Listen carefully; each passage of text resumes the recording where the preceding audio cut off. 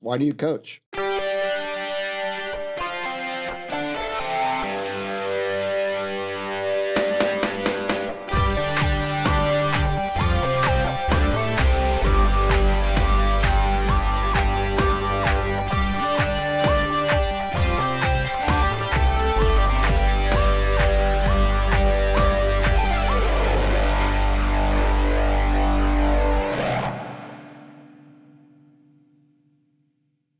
So welcome back. Today is part 2 of our conversation with Denise Dillon, head Villanova women's basketball coach. Yeah, I'll say with Denise, and you talked about retention, Denise only asks for things at Drexel. Well, she never asked for anything until they won. She did something. We joke about that because when new coaches would got hired, I would send them to Denise, and she would give that message, like, don't ask for anything until you've done something. But when Denise asked for something, I knew it was really important because she didn't ask for much. Right. It was like within my control. It's like almost that, why am I going to ask for something if I haven't done anything, right? But what she did ask for was her staff. That was the most important thing. It was, it wasn't, can we, make sure we fly here or we get this equipment or anything. It was always about retaining staff. So the funding that you always ask for was just, what can we do for our staff? Because, I think Denise has said it, hopefully it came through to people, but to the audience, but people are the most important thing to Denise. And I think that is a gift. I think that people want to, because she cares about them, I think is why people, it wasn't money. I mean, it was, that helped, but it was, they want to be around good people. And I think, that's what you've been able to do is surround your staff, and you can tell how much she gushes about her staff. Right. So what coach in your life right, helped you develop these philosophies or your philosophy? Well, I have to give Harry Peretta the most credit. So Harry was my college coach. He was 42 years at Villanova prior to retiring and me taking over. So Harry's an interesting guy. He's real. He's unique.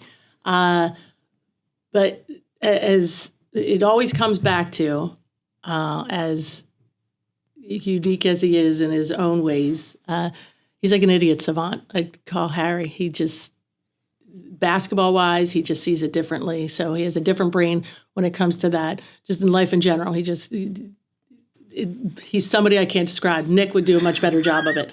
But he taught me, like, the person is most important. Like, I felt that when I was a player for him, no matter what the situation was, like, he was there. He showed up.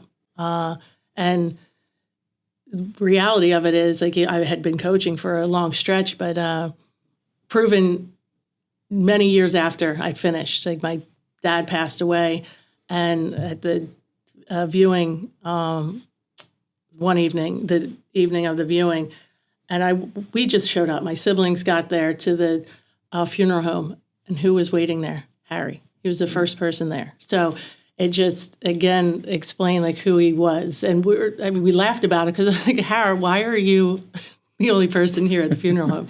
But he just wanted to be there for me. So he taught me a lot about the game, for sure. I learned a lot. I think it was a coachable kid who paid attention and listened to what Coach was saying, but he taught me more about just how important it is to care for others.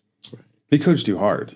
Oh, he sure did. Yeah. Mm-hmm. Right. He did. Yeah, Harry, there was nothing soft. He was a yeller. Like, he was tough. Like, he, would old school, like I would call it, because that's what it was. But he did. He certainly coached me hard. And I think that was even one we had talked about, your question, like, what did you learn from your coaches? Yes, that's the beauty of what I learned. But what I didn't want to take from Harry was that yelling piece, like individual, like getting on the one, like it was their responsibility of everything that was happening within the game, that it was one player. And that was just what he had within like a 3-4 year period. He picked that person who could take it, who could maybe handle the yelling. But I could remember, because I was an assistant coach with him after playing, and it was Janae Skeeters. And I just can remember standing in the locker room and Janae getting pelted. And I was just like, nah, I'm not going to do that. Like, that's not my style. So, you take what you learn, the good, and then what you don't want to do. Right. So, but he was a key. But I think a keen observer of a lot of coaches. Immensely impressed with Stephanie Gately, how she has been successful everywhere, like wherever she has gone, so many schools and won. Like, so her repetition of the teaching, the process within, not skipping steps. You go back many years, a Teresa Grentz, who's a local coach. And then in modern time, I mean, immense respect for Gino Ariema, Dawn Staley, some people, Philly people that you're proud of, but what they do, Right. I observe closely.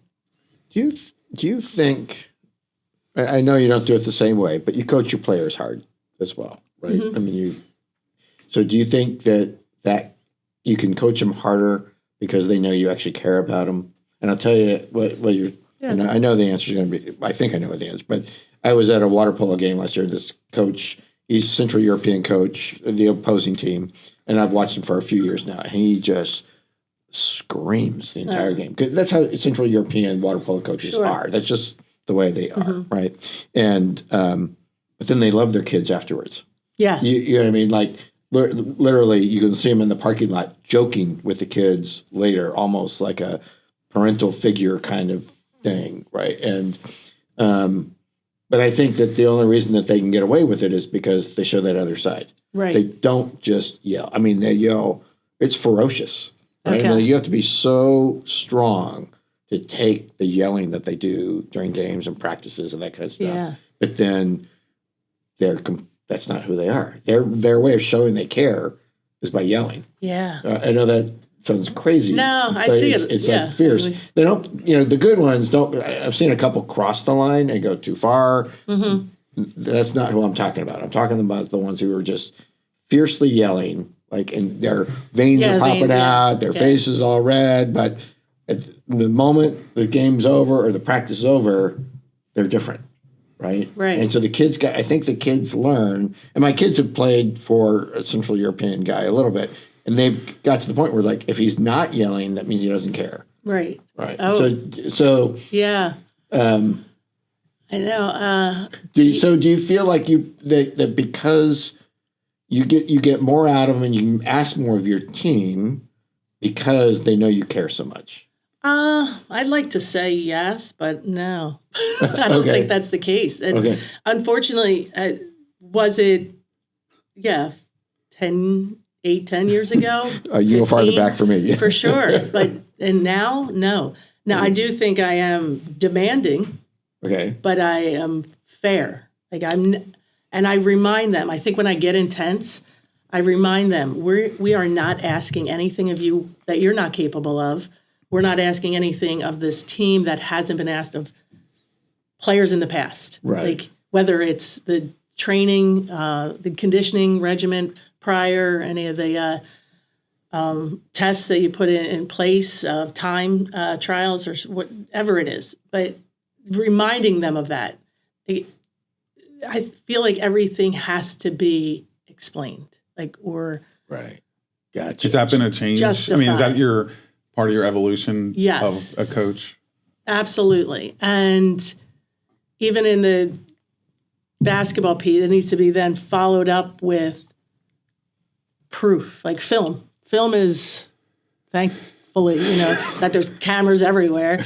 So everything is videoed so that you can say, like, this is what we're trying to do. This is what you did. And we even have it right there on the court. Like, there's a TV set up there on that sideline. So we go through action and someone's like, oh, no, I did that. Let's go. Like, you bring them over. It's actually a cool setup. That's where they can literally at practice just go right to a Real video, time. right there, Really? turn around. Yes. Yep. Wow. So when I say I have conversations in real time, yeah, a lot is in real time.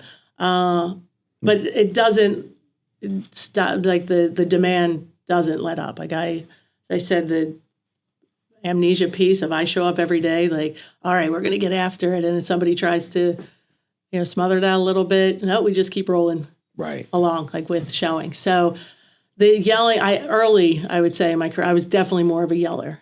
And then the recognition of when it was only damaging my vocal cords, it was only hurting me. It wasn't like somebody wasn't all of a sudden making shots or, Right. and what I have consciously haven't been that coach who states the obvious. Like there's nothing, it's a big pet peeve of mine that when coaches or teammates like state the obvious, like make a shot.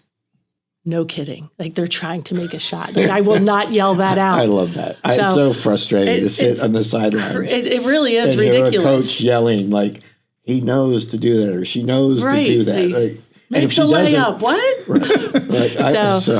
So I am conscious of my wording with it. Like we could get a better shot than that. Saying something on those lines if it's a forced shot. But yeah, I think instructionally, I try to demand with Right. solid instruction. So Anthony and I talked, a little bit. I'm not sure if you saw or heard that on one of our episodes, but how hard coaching is, right? You know how much respect I have just for coaches, for the profession, what you guys do, the CEO of basically an organization and everything. Do you still get insecure about what you're doing, doubt what you're doing? And if you do, how do you deal that? Because we're talking to a very successful, Division I college basketball coach, but some that are listening are trying to start and trying to, and does that exist still at your level where you doubt singing? Absolutely. And I don't think any of us would grow if we weren't questioning or doubting a decision or a plan going in. So yeah, I think the biggest piece is just continue to remind. We say like each season as coaches, you reinvent yourself to the personnel that you have, and that's the exciting part. So it's not just the same and boring. But at the same time, reinventing yourself doesn't mean like recreating yourself. You got to have your philosophy, your system, your Core style. values. Yeah, for sure with what you're doing. But absolutely. My brain swirls with times that I certainly made the wrong decisions. And even in that time, was aware like this may not be the right decision or may not be the right time. But you stick with it and you accept the consequence of it, as hard as it is. And some you let go and others you hold on to. So yeah, self-reflection, I would say. Denise is really good at self-reflection. I remember coming off one of the championship games, and Denise popped out after she had talked to the team, and she looks me right in the eyes. So wait, a win? Or? No, a loss. Okay. And frankly, in my opinion, Denise might disagree because she's competitive and had a game plan, and we were right there. And but as soon as she turned the corner, she looked at me and was like, "I should have called timeout. I can't believe I didn't call timeout. How did I not call timeout?" And it wasn't a lot of like She's the other thanking you stuff. very much for bringing that pain up right now. Yeah, right, but it was. It was like so intense. Like it wasn't what the kids did or what somebody didn't make a shot, somebody didn't do this. It was Denise just what she did. She took ownership of what she thinks she did wrong, and not blaming the official. And so like that is another superpower. She does not externalize problems where, it was this, it was that. If a kid didn't do something, she takes on herself. I didn't coach her that. And I'm putting words in your mouth. a little bit, but that moment I remember just like, and that was, I mean, it wasn't early, but it was early enough. I mean, that was over 13, 14 years ago, you know? So, but I remember just like, wow, okay, now that from my eyes, I remember changing the ante, like, okay, now I got to help her with not her beating herself up anymore that she, but it was, I disagreed with it. I actually disagreed with her. I give you credit for your E to being sensitive to that situation, being aware and being a listener yourself. Yeah. So, absolutely. Yeah. I know exactly what he's talking about too. They didn't run the play right, got it to the wrong kid and she turned it over. But no, I think that's a skill, you know, that you need to have in your position. I mean, as a coach. Yeah.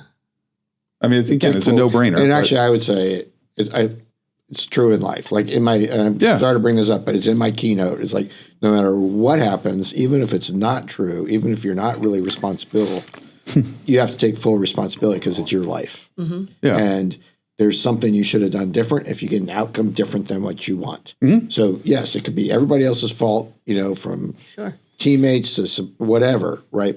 But if you want something different, you have to accept responsibility first. Yep. Yeah. And it sounds like you're unconsciously competent. You know, you do that naturally, right? That's just part of who you are, taking responsibility. Yeah, self-reflection and taking responsibility. So you're a role model, and we talked about role models in the show a lot, and that is, so you're a role model for your players. Oh, thanks. I'd like to think so. Well, I bet you are. And I bet that's why they come back to you and invite you to their weddings and baby showers and all that. We'll be right back to the Nick Anthony Show. Today's show is brought to you by John Gannon Music, genre-exploding music for your daily adventures. Visit johngannon.bandcamp.com. That's johngannon.bandcamp.com and look for it on all music streaming platforms. Welcome back to the Nick Anthony Show. You talk about communication a little bit. How important is it? And then communicating up, down, and out. Okay. Talk about how you manage up with, you know, we all have bosses, you know, and how you do that. Talk about that first, because I think there's people listening that we think it's a challenge. I think at times to make sure you're running a program with, but not. Okay. And again, I'm going to give Nick his flowers here, his props, because I've learned so much with that. Now, I've been, again, you talk about being fortunate with retaining staff, even my bosses. I had Eric Zilmer and Nick Gannon for my entire career at Drexel. So that's amazing, like to not have to rotate athletic directors and be in that position of who you're reporting to. And then getting to Villanova, Mark Jackson, but he had left. So now Eric Rodell. So it's already in my 5 years, like been a flip of understanding. Lynn Ty, who oversees women's basketball, I've known for a long time, I communicate with. So I learned a lot from Nick. With Eric Zilmer, it was a lot of like, do your job, not, micromanage, but figure out what you need. But I reported to Nick, who really helped me understand, like, the communication has to happen. Like, you have to talk about what's going on in your program, like what the needs are, where you're looking to go, having the vision, like putting together a plan, like what your vision is for his program within a time period. And we would break it down like 4 or 5 year plan. So it was super helpful to talk to someone who was overseeing all of athletics and recognizing what other teams were doing, so I could learn how to break it down for basketball.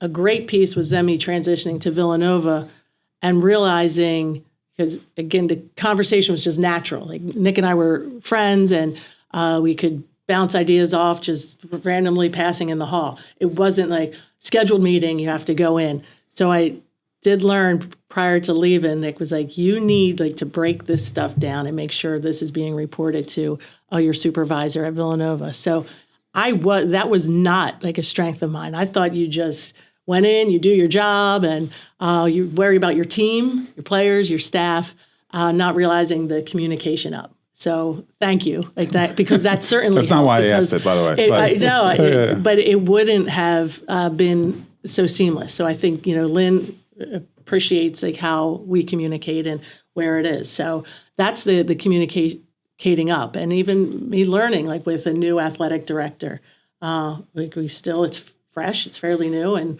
what that looks like, because I get like uber focused on my circle, like my group, my team. Okay. I don't want to put words in your mouth, but I'm probably going to. Parents today are more involved than they've ever been. So talk about the communication and the managing of the parental influence, I think, in your players and just what you've seen in youth and I guess high school. Yeah. It might be long-winded, so we'll count on a lot of cutting. It's very different. And again, I'm saying this in 5 years. I don't know if COVID did this. We blame COVID for a lot of things. Yeah, we do. So maybe we blame for this as well.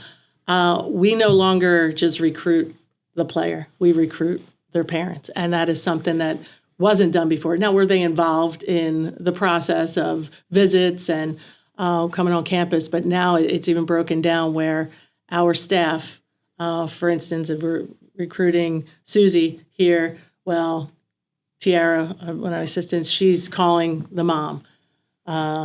Bake's calling the dad, like building that relationship. And then we rotate. Like, so then they call the player, parents. So they are involved in every step of the process. And it continues. Now, my reminder has not changed within once our players get on campus, the recognition that this is their path. They have earned the scholarship. They have their ability has gotten them here to play the sport. They are adults, and now it is. The university doesn't send them their grades because it's if their parents were paying for this opportunity, then maybe they would be getting the calls. But the only time that a parent would receive a call from me is based off their well-being, like if there's something concerning there. If it's medical, it comes from our medical staff. And it's a continued conversation. So you say communication, how important is it? It is the highest priority that we communicate to our players what is going on and remind them it is their responsibility to then communicate it to their parents. So I have been extremely fortunate in my career. I would say maybe twice have had a conversation with a parent about the game of basketball, but I do not.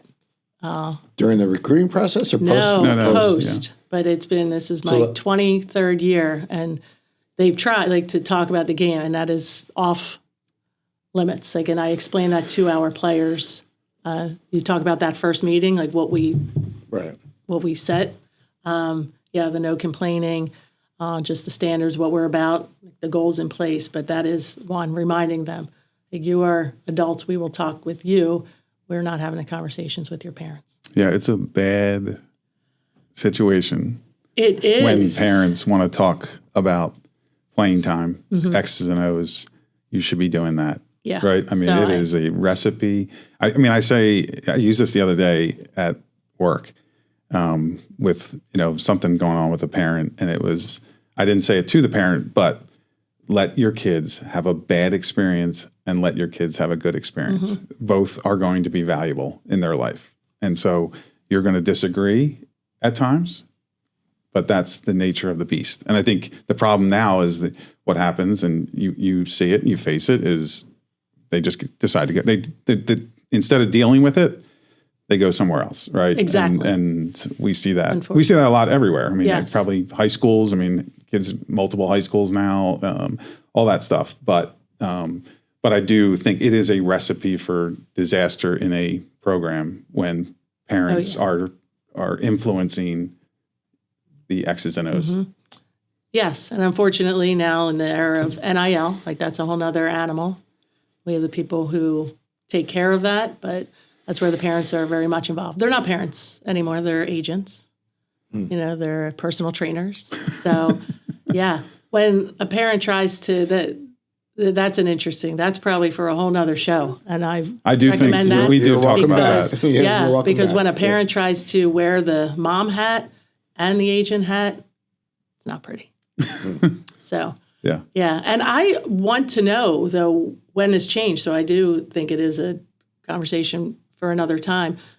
And I was asking some friends, because I know it wasn't, like, certainly wasn't my era, and it wasn't those in their 40s. I think like the 30s, the groups in the 30s, when the parents and kids became friends, like they're best friends. I think it's that time frame, because I know universities have bought into it, like with the family weekend and having all that engagement. But it's interesting to me, because I know like my family, like cousins who have kids who are in their 20s, like it's natural, like they're doing that. Like your children, like it's, again, I go back to the universities with family weekend, but when did that start? Like that it was just that engagement where it's your buddies, not your, Yeah. so.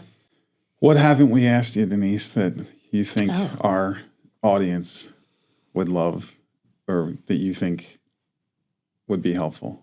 I think, you talked about with other coaches, like listening and being interested, and like what advice, and I kind of summarize it.